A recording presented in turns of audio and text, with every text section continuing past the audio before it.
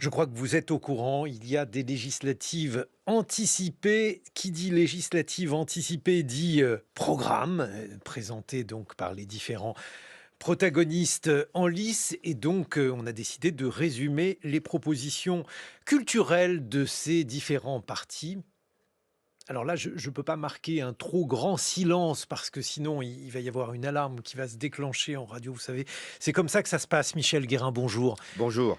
Vous êtes rédacteur en chef au Monde et vous signez une série d'articles avec Roxana Azimi sur la manière notamment dont le Rassemblement national envisage la culture à l'échelle nationale. Mais si on veut faire le point, il est assez vite fait car pour tous les partis, la culture est un peu la grande oubliée, peut-être à une exception près. Oui, une exception près, c'est le nouveau Front populaire qui a un programme culturel qui est en fait un copier-coller de ce qu'il y avait dans le programme de la présidentielle, notamment de la France insoumise. Alors, ça donne encore plus une différence avec le Rassemblement national, parce que le programme de gauche veut multiplier par 5 ou 6 le budget de la culture. Je crois que ça passe de 4,5 milliards à 25-26 milliards, ce qui est énorme. On ne sait pas très bien où va aller l'argent. Mais ce que l'on voit et qui frappe, c'est que l'essentiel des priorités sont sur la défense de la création, moins sur le patrimoine, ce qui est une vieille tradition quand même des partis de gauche, avec un soutien aux auteurs, Eh oui, aux parce qu'il y a la intermittents du culture de droite et la spectacle. culture de gauche. Bien sûr. Alors on dit toujours la culture de droite, c'est le patrimoine, la culture de gauche, c'est les artistes et la création. Parce que on va dire quoi, le patrimoine ne descend pas dans la rue, les vieilles pierres ne revendiquent pas, alors que la création est un secteur, j'ai envie de dire, tumultueux, compliqué et difficile, et qui est souvent traditionnellement à gauche. Mais alors, effectivement, en termes purement budgétaires, Michel Guérin, c'est assez vertigineux parce que le chiffre, le normatif, comme on dit, c'était d'atteindre le fameux 1%. Je ne sais pas d'ailleurs où est-ce qu'on en est avec ce Ben, 1%. on est un peu moins du 1%, mais alors pour la gauche, c'est 1% du PIB. Alors là, ça fait exploser Oui, le alors là, 1% du budget, et c'est pour ça que, alors là, non, mais si franchement, ils arrivent au pouvoir et qu'ils font ce qu'ils disent, la gauche, c'est une rupture complète, mais alors, même l'époque Jacques Lang est enterrée, j'ai envie de dire, c'est énorme. Même dans les secteurs, quand on en parlait au moment de la présidentielle, les gens se disaient, mais est-ce que vraiment, ils vont pouvoir trouver autant d'argent, quand on sait en plus, bon, dans le sondage du Monde qu'on donne aujourd'hui sur les priorités, que ça soit sur le pouvoir d'achat, vous savez, sur la sécurité, l'Europe, etc., l'immigration, il n'y a pas la culture, hein, dans les priorités des Français, hein. C'est aussi pour ça, il faut quand même le dire, qu'on trouve aucune ligne sur la culture dans les programmes des autres candidats Alors, ou des autres justement, partis. si on cherche parmi les autres candidats, qu'observe-t-on à cet égard, Michel Guérin? Tout d'abord, est-ce que vous faites une grimace Qu'est-ce qu'on observe, vous voulez dire, sur... sur les programmes culturels? Est-ce qu'il y a d'autres choses de dites? Non, non, non, il n'y a rien. Non, non, pas la peine de chercher. Il n'y a rien, mais de toute façon, je pense que C'est un grand vous classique, devez on être a l'habitude. la seule émission à en parler, de tout. Bah, vous êtes le Voilà. seul journaliste à en parler, donc on s'est bien Non, non, non, trouvé. on en parle parce que quand même, il se passe une chose inédite là. Enfin, inédite, pas encore, mais enfin, pour la première fois, un parti d'extrême droite peut avoir le pouvoir dans quelques semaines, et donc on assisterait dans ce cas-là à un autre basculement vertigineux de priorité, comme on n'en a jamais vu dans ce pays. Il faut savoir quand même que depuis 1959 et la création du ministère de la Culture, il y a grosso modo un consensus entre la gauche et la droite sur la culture. On se chamaille, on n'est pas d'accord sur telle ou petite chose, on trouve qu'on n'est pas content sur un machin, mais en gros, tout le monde était d'accord pendant 60 ans pour aider à la fois le patrimoine et la création. Et on avait même des financements croisés, qu'on m'a dit, hein. C'est-à-dire chacun met un peu d'argent, les régions, les villes, départements, l'État, et tout le monde, ça marchait assez bien. Bon, du côté, en tout cas, de la Macronie, il n'y a pas de programme, mais il y a une pratique depuis 7 ans. Bah, il y a pas de programme, mais enfin, il y avait un programme, pour les présidentielles, hein. C'était qui en fait était un peu là, c'est une continuité, c'est-à-dire à la fois, une hausse quand même assez légère, mais quand même certaine du budget du ministère de la Culture, là, quand même depuis quelques années, donc il voulait aussi, un peu prolonger. Mais le changement important avec Macron, c'est pour la première fois d'actionner pas simplement l'argent, de pas le donner simplement pour l'offre, c'est-à-dire pour aider les musées, les salles de spectacle, etc., mais le donner à la demande, c'est-à-dire au public, via ce qu'on appelle donc le fameux pass culture, c'est-à-dire qu'on donne directement l'argent aux jeunes qui le dépensent comme ils veulent, ou tout seuls comme ils veulent, ou via l'école pour les plus jeunes. Et ça, c'est une révolution aussi, hein. C'est la première fois que l'argent est donné directement aux gens et pas aux musées, salles de spectacle, etc. Avec quel bilan, si on peut faire un bilan provisoire de cela, Michel Guérin? Un bilan plutôt correct. Alors après, il y en a qui vont dire que pendant le confinement, il y a des lieux de culture qui ont été fermés, qui auraient été confinés et qu'on aurait dû les laisser ouverts parce que c'est essentiel. Enfin, on ne va pas revenir sur ce débat-là. Ou sinon, c'est plutôt, je trouve, un bilan correct. Personne dans le milieu culturel va se plaindre de cela, au sens où quand même, il faut rappeler, pendant ce confinement, il y a eu des aides massive à la culture, et qu'on est un des pays qui ont pu tenir le mieux grâce à ça. Il faut quand même pas l'oublier. Alors, on peut le rappeler, il faut peut-être le rappeler, Michel Guérin, mais il faut rappeler aussi qu'il y a eu des prises de parole diverses d'artistes à l'occasion de telle ou telle cérémonie pour dire que le monde de la culture était sacrifié. Est-ce que ça aussi, ça fait partie des thèmes habituels agités par le milieu? C'est un rituel, ça c'est certain. Le profil de Rachida Dati comme ministre de la Culture n'arrange pas les choses vis-à-vis de ce milieu plutôt à gauche. Ensuite, il y a eu quand même des inquiétudes, rappelons-le, au niveau du cinéma, en disant en gros que l'État est soupçonné de vouloir aider plutôt une industrie culturelle un peu large et au détriment des auteurs. Justine Triet, qui a eu la Palme d'Or, l'avait rappelé dans ce fameux discours lorsqu'elle a eu cette Palme d'Or à Cannes. La Euh, personnalité de Dominique Boutonnat, qui est... voilà, certaines, voilà, Il faut évidemment, rappeler Dominique qui il Boutonnat, qui est est. le patron du Centre national du cinéma et qui est quand même le lieu qui régule tout le cinéma en France, c'est-à-dire récupérer l'argent de tous les films pour le redispatcher sur la création, etc. Et mis en cause pour des questions de harcèlement sexuel. Et donc, évidemment, ça n'arrange pas les choses. Il y a, bon, avec l'affaire de Pardieu, etc., etc. Mais dans l'ensemble, je veux dire, on est dans une continuité culturelle voilà, avec Macron. Autre rupture possible, le programme culturel ou la pratique culturelle du Rassemblement national, puisqu'il y a au moins l'exemple donné par les municipalités gérées par le RN, Michel Guérin. Alors, en effet, c'est très difficile de savoir exactement ce que fera le Rassemblement national s'il est au pouvoir. Les programmes sont minces. Et sont souvent réduits à la question du patrimoine. Voilà, ça c'est certain. Marine Le Pen l'a répété, elle veut doubler ou tripler, je crois, le budget du patrimoine, le porter à 1 milliard d'euros. Et comme les budgets ne sont pas extensibles, il faudra le prendre quelque part. Et ça, on pense, à vérifier, que cet argent sera pris du côté de la création. Et c'est là, évidemment, où tous les milieux culturels, enfin ceux qu'on a interrogés, on a vu beaucoup de monde, sont tous paniqués. Parce qu'ils se demandent en fait en quelle sauce ils vont être mangés. Il y a quand même pas mal d'exemples. Pour cette enquête dans Le Monde qui est pareil aujourd'hui, on a quand même épluché toutes les interventions des élus régionaux du Rassemblement national, donc dans les régions. Et alors? Eh ben, il y a quand même des priorités quand même très très fortes, c'est-à-dire d'abord sur une culture du local, beaucoup moins qu'une culture nationale, une culture du patrimoine, une culture aussi française, au détriment, alors que le monde culturel depuis des décennies n'a pas vraiment de frontières. C'est-à-dire qu'on ne va pas donner l'argent spécialement à des créateurs français par rapport à des étrangers. Et puis, il y a quand même tout un travail énorme de fait par les élus locaux contre ce qu'ils appellent le wokisme culturel.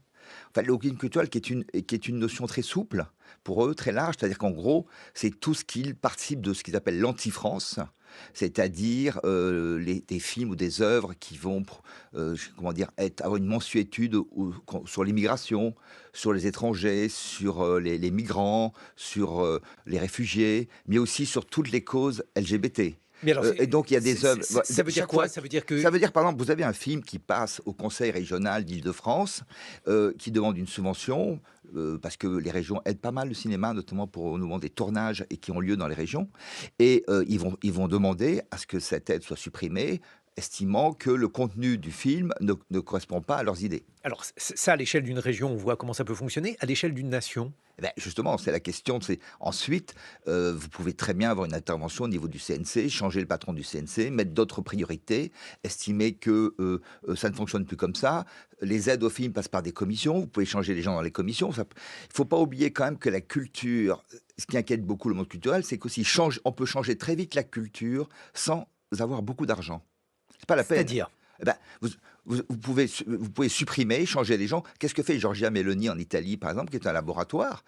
C'est quand même, on s'aperçoit qu'elle a pas tellement fait des choses sur l'Europe, sur l'économie, etc. Mais sur la culture, elle a fait changer beaucoup de patrons d'institutions culturelles et sabrer Alors des budgets, on dit etc. que son pouvoir de nomination est, utilisé dans différents lieux, à Giorgia Meloni, par exemple, dans la Biennale de Venise, enfin dans toute une série de lieux qui sont des lieux stratégiques. Elle imprime sa marque de manière, assez forte. Elle a imprimé sa marque beaucoup dans les maisons d'opéra, à la tête des musées. Elle a fait, entre guillemets, virer pas mal d'étrangers qui dirigeaient les institutions, parce que avant Mélanie, ils ont favorisé beaucoup l'arrivée d'experts, notamment français, hein, qui dirigeaient les opéras ou des musées. Elle a changé en effet des personnes à la tête des institutions. Alors, c'est encore un peu tôt pour voir les effets. Par exemple, la Biennale de Venise, il est tout nouveau. Elle a beaucoup recruté chez les journalistes, sont souvent beaucoup de journalistes. Et surtout, elle est en train d'imprimer sa marque sur toute la télévision Pourquoi les publique. journalistes? Parce Mais qu'ils parce que c'est là que ce sont des gens qui sont j'ai envie de dire, au croisement du journaliste, de l'essayiste, du sociologue, qui font des livres, des essais, etc. Vous n'allez pas trouver beaucoup de journalistes d'investigation qui vont faire la guerre à l'étranger, vous voyez. C'est plutôt dans ce profil-là d'intellectuel qu'elle prend, parce qu'ils ils n'ont pas non plus beaucoup d'experts, donc ils vont un peu chercher à l'extérieur. Et on se pose aussi la question de savoir, par exemple, qui, en France, si le RN est au pouvoir, sera ministre de la Culture, Alors, je vous par propose exemple. de laisser le suspense. On en reparle dans une vingtaine de minutes. Vous donnerez tous les noms auxquels vous songez. Michel Guérin, vous êtes rédacteur en chef au Monde. Vous signez une série d'articles consacrés à la culture et au Rassemblement national avec Roxana Azimi. Et vous serez rejoint par Jean-Michel Tobelem, qui est professeur associé à l'Université Paris 1 Panthéon-Sorbonne. 6h30, 9h, les matins de France Culture. Guillaume Erner. Et oui, qu'en est-il du programme culturel des différents partis en lice pour ces législatives? Nous sommes en compagnie de Michel Guérin, rédacteur en chef au Monde. Vous signez une série d'articles consacrés à la politique culturelle du Rassemblement national en compagnie de Roxana Azimi. Et nous sommes en duplex avec Jean-Michel Tobelem. Bonjour. Bonjour. Vous êtes professeur associé à l'Université de Paris 1 Panthéon-Sorbonne. Disons, la discrétion des programmes culturels des différents partis, à l'exception donc du nouveau Front populaire. Cette discrétion, Jean-Michel Tobelem, vous étonne-t-elle? Non, pas du tout. C'est dans la lignée des développements qui se sont produits ces dernières années. Il y a une sorte de normalisation du champ de la culture. Alors, on aurait pu penser dans un aspect positif qu'il s'agissait d'un champ principalement consensuel entre les principales forces politiques, mais force est de constater qu'il est nécessaire de prendre un peu de recul par rapport à la situation actuelle et à ses urgences pour suggérer qu'en réalité, nous sommes arrivés à la fin d'un cycle et qui demande à faire émerger de nouvelles idées qui ne sont absolument pas présentes aujourd'hui, ni du côté des forces politiques, ni malheureusement d'une certaine manière du côté des acteurs de la culture. Donc il faut profiter du moment qui nous est offert pour repenser l'ensemble des bases de la politique publique de la culture. Qu'est-ce que vous voulez dire par là? Parce qu'il y a beaucoup de débats au sein du monde culturel, savoir si par exemple le ministère de la Culture doit être le ministère des artistes ou du public, savoir si le ministère de la Culture doit encourager une culture cultivée ou bien au contraire aller vers une culture populaire, Jean-Michel Tobelem.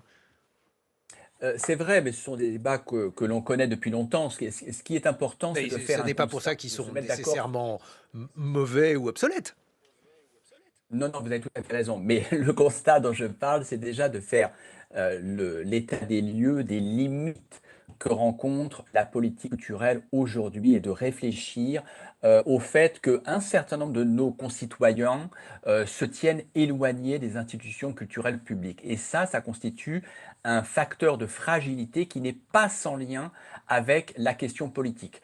Autrement dit, il n'est pas exclu que le fait qu'un certain nombre de nos concitoyens, soient, peu touchés par ces institutions culturelles, conduise à une fragilisation, de ces mêmes institutions. Donc c'est pour ça qu'il y a vraiment un caractère, d'urgence à réfléchir à de nouvelles modalités d'action.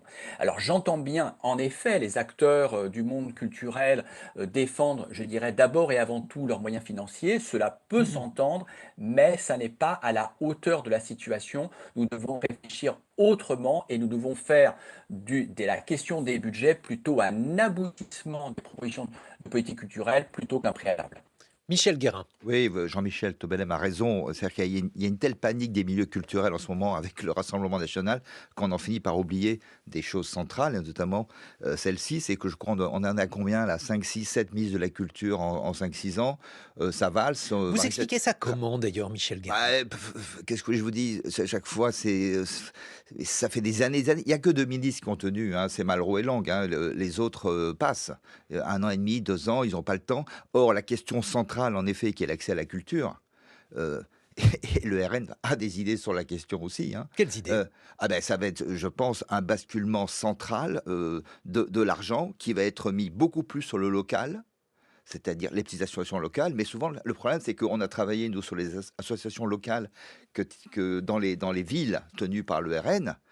C'est là où ils ont vraiment actionné beaucoup de choses, c'est-à-dire enlever l'argent à tout ce qu'ils estiment être associations de gauche et donner beaucoup à des associations différentes qu'ils ont montées, que ça soit à Perpignan, que ça soit à Orange, que ça C'est-à-dire quoi? soit Des associations des faux-nés? non, non, non, c'est des gens qui bossent, Des vrais mais nés? c'est une autre culture, c'est beaucoup plus Ah non, axé quand je sur les parlais trad de faux-nés, je voulais dire d'associations qui étaient en ligne politiquement. oui, voilà, donc c'est beaucoup sur ce qu'on appelle le patrimoine immatériel, c'est-à-dire les traditions, le folklore, le petit patrimoine qui n'est pas classé, mais qui est important, les petites églises, les fêtes. Par exemple, dans le Grand Est, ils veulent, c'est intéressant, un festival par département. Un festival par département, ça veut dire qu'en fait, un festival, c'est quoi en général? Un festival de musique, c'est on fait venir dans un endroit ce qu'on estime être les meilleurs chanteurs du monde entier ou ceux qu'on aime, etc. Là, c'est plus tout le problème. Ça va être ils veulent un festival, mais pourquoi pas? Attention, je ne veux pas juger. Mais ce sont des festivals où on va chercher les artistes locaux de tel département et on va les mettre en avant par des expositions, par des concerts, par des réunions, tout ce que vous voulez, des pièces de théâtre, voilà. Mais très très ancrées qui vont coûter aussi beaucoup moins cher. Michel Guérin, c'était une promesse de campagne, hein, vous nous l'avez faite, vous avez dit tout à l'heure, quant au nom de la personne qui sera ministre de la Culture si jamais le RN avait la majorité, et puis ensuite il a fallu que nous passions à une autre séquence des matins. Alors à ce sujet, est-ce que vous avez une idée des personnes sur lesquelles le RN pourrait s'appuyer pour gouverner le secteur culturel? Ce qu'il faut regarder, ce sont les cadres du RN qui ont beaucoup parlé de culture depuis 4-5 ans, et ils sont 4 ou 5. Il y a Sébastien Chenu qui vient en premier, qui est un député du Nord sortant, qui est un ex de droite UMP, une recrue de 2015 très importante, qui est un militant homosexuel et qui a essayé de rassurer le monde de la culture beaucoup. Ensuite, vous avez Laurent Jacobelli qui a travaillé à TF1 et dans la télé, et qui est un député de Moselle, et dont on parle pour travailler sur la réforme de l'audiovisuel, si jamais elle voit le jour. Caroline Parmentier, qui est très proche de Marine Le Pen, députée du Pas-de-Calais, et qui, elle, est partie en guerre beaucoup sur des œuvres qu'elle estime scandaleuses, etc., etc., mais qui a aussi défendu la Palme d'Or de Justine Triet. Puis après, vous avez des élus dans les régions, il y en a 2 principales, qui ont beaucoup travaillé sur la culture. Les interventions, c'est Christelle Ritz dans le Grand Est. Alors, elle, qui est justement une grande défenseuse du patrimoine local. Et puis, vous avez Marie-Caroline Le Pen, la sœur de Marine Le Pen, qui est élue à la région Île-de-France, et qui, elle aussi, alors, a intervenu beaucoup contre le cinéma woke, qu'elle veut assassiner en ce calme, mais donc elle veut se couper les subventions, et aussi beaucoup partie en guerre contre l'art contemporain, et notamment le Fonds régional d'art contemporain de l'Île-de-France. Voilà, bon, mais ensuite, vous avez des surprises possibles. On sait que le RN essaie de recruter, travaille avec certains milieux culturels, mais Certains l'ont dit. oui, mais c'est très peu. Et en fait, Par exemple, Jean-Jacques Ayagon, l'ancien ministre de la Culture, a été approché, mais il a dit non tout de suite. En fait, je pense que ça va être très difficile pour eux de recruter dans les milieux culturels. Si vous affichez RN aujourd'hui et que dans 2 ans, vous n'êtes plus en poste, votre avenir est quand même difficile parce que c'est en le milieu de la culture, on peut dire, ça va être difficile de travailler pour eux, quoi, ensuite. Jean-Michel Tobelem, qu'est-ce que vous en pensez si on se focalise sur la vision que le RN a de la culture? Oui, je ne vais pas dire des choses très originales. Si le RN était au pouvoir, effectivement, on serait face à un triple risque, un risque d'assèchement des budgets culturels, un risque de fermeture de lieux, et je dis ça sur le fondement de l'histoire, bien entendu, de ces dernières années dans notre pays, et puis un troisième risque qui serait le risque de la censure, et ce qui serait peut-être presque encore un peu plus grave, le risque de l'autocensure des acteurs culturels. Mais je voudrais quand même revenir sur cette idée qu'on vit un moment inédit et il ne faut pas se laisser aveugler par l'urgence de la situation. Il faut se donner les moyens de réfléchir, ne serait-ce que pour faire face à la double crise que nous vivons, la crise financière et la crise politique. Et à ce titre-là, et de façon un petit peu, on va dire, positive et prospective, je vois s'ouvrir devant nous une séquence de presque 3 ans, avec d'un côté les municipales et de l'autre les présidentielles. Et je Mmh. me dis que c'est peut-être l'occasion de rattraper précisément une occasion manquée, qui est celle de la période du Covid, hein, dont nous sommes sortis avec des promesses, hein, Ah, de tous côtés, notamment dans le champ de la culture, en disant qu'on allait fonctionner autrement. Et ce que nous avons observé, comme dans beaucoup de secteurs, bien entendu, je ne jette pas la pierre sur le secteur de la culture, mais c'est que c'est le retour au statu quo ante pour l'essentiel. Autrement dit, ce que je disais tout à l'heure, c'est que nous ne voyons pas émerger des propositions inédites. Alors, pardonnez-moi, mais dans la Tribune du Monde, j'imagine qui est la raison pour laquelle vous m'avez invité, il y a 3 grands ordres de propositions. Donc ce sont des propositions qui sont sur la table, et des propositions en termes de gouvernance, et des propositions en termes de modèle de fonctionnement, comment on peut proposer davantage de culture, contrairement à ce qu'on dit habituellement, dans les théâtres, dans les auditoriums, dans les maisons d'opéra, y compris dans les musées. Et une troisième proposition qui porte sur la tenue d'états généraux de la culture. Alors non pas pour que les acteurs culturels se réunissent entre eux, je pense que c'est pas ça la question. La question, c'est d'interpeller la société, d'interpeller les forces politiques, syndicales, universitaires, associatives de notre pays, pour leur dire qu'est-ce que vous mmh. attendez de la culture. Comment nous, acteurs culturels, est-ce que nous pouvons mieux répondre aux besoins de la société? Donc je pense que si on fait cet effort de penser la place de la culture dans les politiques publiques, alors on Mmh. sortira avec des propositions inédites qui mettront un petit peu à distance, même si évidemment je comprends bien la préoccupation des responsables d'équipement, mais qui mettront dans un premier temps, en tous les cas, à distance la question financière pour se pencher sur ce qui est fondamental, c'est-à-dire quelle est la mission des institutions culturelles publiques, quelle est la doctrine de la politique publique dans ce domaine, et comment on peut agir différemment. Et croyez-moi, on a beaucoup de choses dont on peut discuter avec les différentes forces de notre société. Michel Guérin. Moi, je crois au contraire, désolé, mais qu'on vit un moment charnière et je pense que toutes les propositions très importantes que vient de dire M. Tobelem vont être mises sous le tapis pour 5 ans. Je pense que ça, c'est plus du tout le sujet. Il va y avoir, même si c'est important, les 2 vrais sujets, c'est un, on vit pour la première fois un moment où le Rassemblement national peut arriver au pouvoir et ça bousculera complètement la culture, sur la question de l'argent, en effet, sur la question de la censure, sur la question des gens nommés, et cetera, et des axes culturels. Mais Et parce qu'il si il y a beaucoup de capacités en imaginant donc le Rassemblement national arrive au pouvoir, ils ont la possibilité de nommer beaucoup de gens. Est-ce que par exemple dans le domaine des musées, dans celui donc des administrations centrales, est-ce qu'il est possible d'abord sur le plan donc légal de changer les personnels en place et puis ensuite est-ce que le Rassemblement national aurait les personnes parce que si vous changez les gens il faut vous trouverez toujours les personnes, le 1er axe là où ils pourront jouer, c'est sur les budgets, c'est sur l'argent. ce sera pareil sur, excusez-moi, sur l'audiovisuel public, hein, et notamment sur les radios.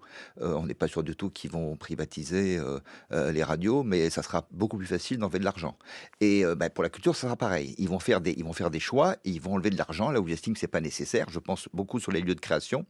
Ils vont beaucoup mettre l'argent Sur sur le le spectacle patrimoine. vivant, Voilà. sur le Tout- musée, oui, sur oui, les musées.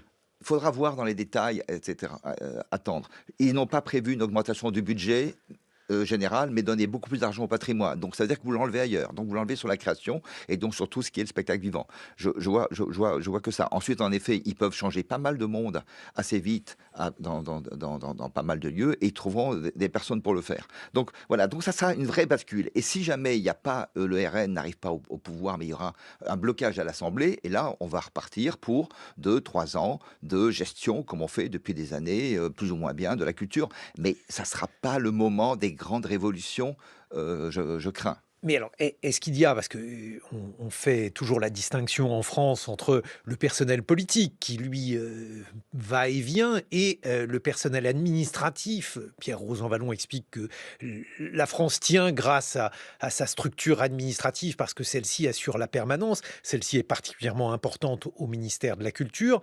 Est-ce que cette permanence-là, elle n'est pas là aussi pour amortir en partie les décisions, quelles qu'elles soient, des politiques, Mais Michel bien sûr, Guérin? vous avez en tout cas, vous avez plusieurs directions, vous avez deux principales, l'une sur le patrimoine et l'autre sur la création, avec des directeurs en place qui peuvent être changés, hein.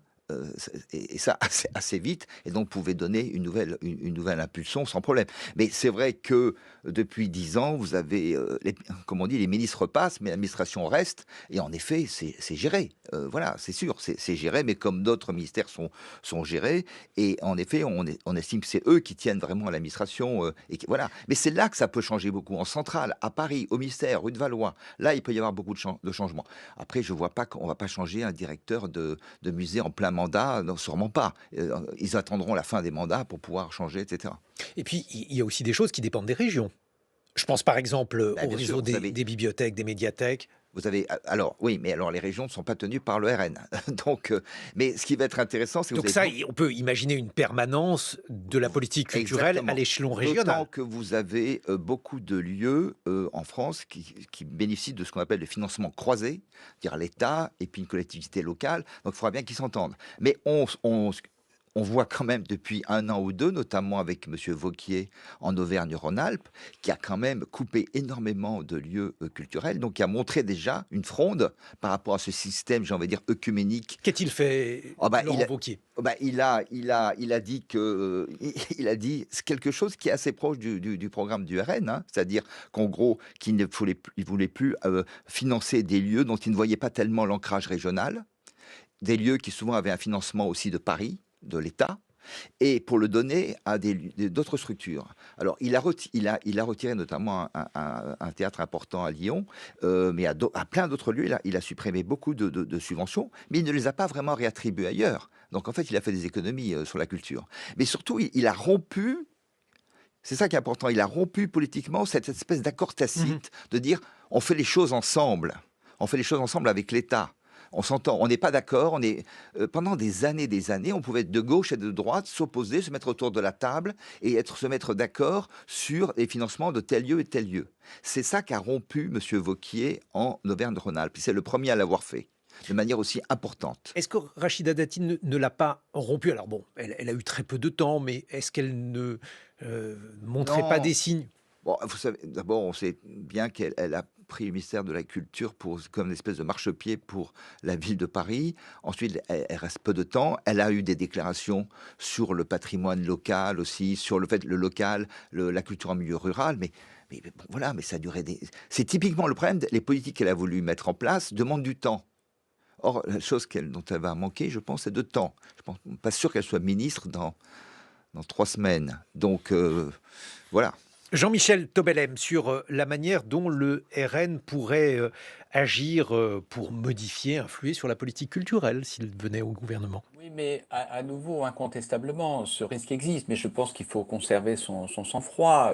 Je pense en réalité qu'on va assister à un bouillonnement politique dans les 3 années à venir, et il faut absolument inscrire les enjeux de politique culturelle qui sont très importants dans le débat public. Mais j'attire votre attention sur le fait que la crise du financement public de la culture n'est que la manifestation de la crise du soutien public à la culture. Et par soutien public, je n'entends pas le soutien des acteurs publics, je parle des citoyens. Si les citoyens ne descendent pas dans la rue pour défendre les moyens alloués au théâtre, aux auditoriums, aux maisons d'opéra, etc., ou demain ce qui pourrait arriver, c'est pour une bonne raison. Et c'est à ça qu'il faut réfléchir, et c'est ça l'urgence. Et en réalité, pourquoi ce soutien public de nos concitoyens est mesuré? Parce que, comme je le disais tout à l'heure, il bénéficie pas suffisamment. Donc, qu'est-ce que nous pouvons faire? Alors, effectivement, on a parlé des bibliothèques de lecture publique, bien entendu, qui jouent un rôle fondamental dans notre pays. Il y a aussi la question des conservatoires de musique, de théâtre et de danse. Et puis, il y a tous les autres équipements de publics dans notre pays qui sont très importants, mais qui ne touchent pas suffisamment nos citoyens. Donc, c'est ça la question fondamentale qu'il faut aborder. Pour vous, c'est ça la Et c'est question sur cette base-là qu'on importante, pourra construire Jean-Michel Tobel. un consensus public et des financements. C'est sur cette base-là exclusivement. Michel Guérin. Pardonnez-moi, oui. Il y a un point intéressant dans le programme du RN, enfin qui frappe, c'est qu'en fait, il passe beaucoup plus de temps à critiquer qu'à proposer sur la culture.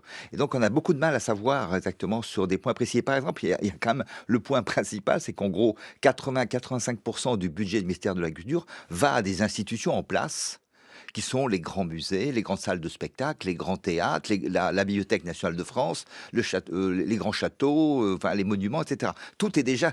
C'est-à-dire, vous arrivez ministre, vous n'avez pas pris votre crayon, que déjà l'argent, à 80%, il est parti. Sur tous ces lieux-là, qu'est-ce qu'ils veulent faire? On ne sait pas.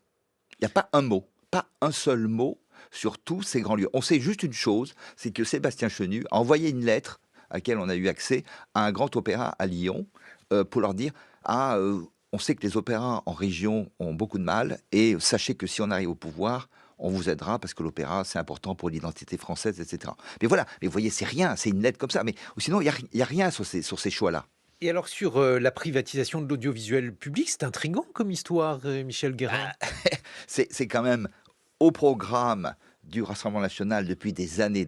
C'est dans le programme présidentiel de Marine Le Pen. Sébastien Chenu récemment a encore dit il faut aller vite. Le faire vite, c'est une des priorités. Et ils le disent, pour gagner de l'argent, en gros, économiser 4 milliards. Mais il y a aussi une autre raison. C'est que, et là, je pense aux radios et à la vôtre, c'est que les radios du service public sont aussi des agents culturels centraux, notamment pour la création. Et comme France Télévisions est aussi importante pour le financement du cinéma. Et c'est des secteurs qui n'aiment pas trop. Mais ensuite, quand on regarde, Bardella a dit oh là là, il faut faire attention, on va regarder, il va falloir bien étudier, est-ce que c'est faisable? Et donc on a le temps de terminer l'émission quand même. Donc c'est pas sûr du tout que ça se fasse. Moi, je pense qu'est-ce qu'a fait Giorgia Meloni à ce sujet? Alors c'est alors pas du tout, elle veut absolument pas privatiser, elle veut surtout le garder. Elle a compris que c'est un agent central par rapport à sa politique. C'est ça qui est totalement incompréhensible, c'est que, je ne voudrais pas être cynique, mais je veux dire, le RN devrait utiliser les radios comme fait Mélanie et les télévisions comme un agent culturel. C'est-à-dire mettre des gens, elle a fait quoi? Elle met des gens en place partout pour mettre en place une nouvelle politique culturelle via les radios et les télés. Ce que la gauche n'a... Ça a été le grand regret de Jacques Lang, c'est de ne jamais avoir réussi, Mitterrand ne voulait pas, utiliser les radios et les télévisions comme un grand agent culturel pour diffuser une culture qu'ils estimaient importante. Mélanie... Il me semble que Mitterrand a changé quelques têtes dans l'audiovisuel public. Mais quand il a fait venir Berlusconi pour diriger une télé, vous savez, ça a été quand même une bascule énorme. Rappelez-vous quand même, cet espoir de la télévision comme un lieu de Berlusconi fut un espoir déçu pour la création culturelle. D'avant. Mais Mélanie, en fait, elle met des gens en place partout. Et puis, la culture qui est diffusée dans les radios, notamment les télévisions italiennes, est une télévision très, très, très populaire et qui est un relais important.